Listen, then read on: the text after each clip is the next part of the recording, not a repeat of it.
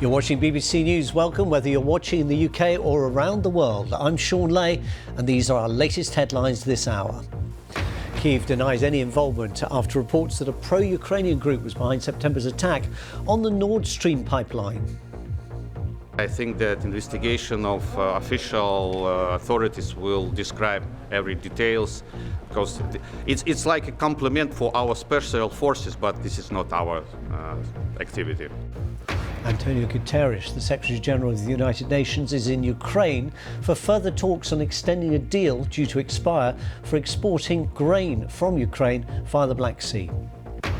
The UN's refugee agency has criticised the UK's plan to stop migrant boats crossing the Channel, saying the move would break international law.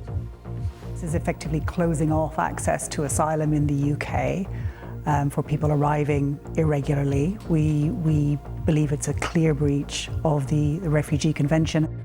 They will enable us to take very bold and forward-leaning steps in order to reduce the rights of people to claim and to thwart their removal.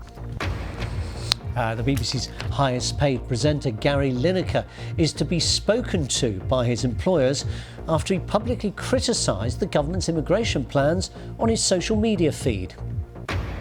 A crime with two victims, how gangs in Southeast Asia are forcing migrants to carry out online scams worth hundreds of millions of dollars.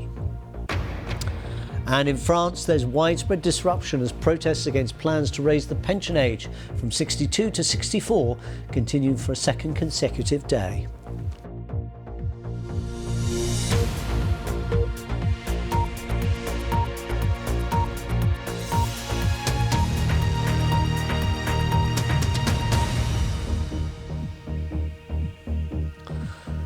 If you've just joined us, a warm welcome to BBC News.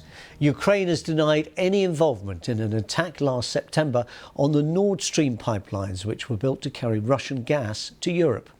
This map shows where they run along the seabed from Russia across the Baltic. The damage was discovered near the Danish island of Bornholm. It's also relatively close to the Russian territory of Kaliningrad. The damage was first noticed when huge amounts of gas bubbled to the surface. When cameras were sent down to film what had happened, this is what they found. Several experts said it appeared the pipes had been damaged by an external explosion. It's not yet been established who was responsible or why, but a report in the New York Times newspaper has quoted anonymous US security officials suggesting a pro-Ukrainian group was to blame. Well, Ukraine's Defence Minister Oleksiy Reznikov commented on the Nord Stream allegations, and this is what he had to say. For me, it's a little bit strange story.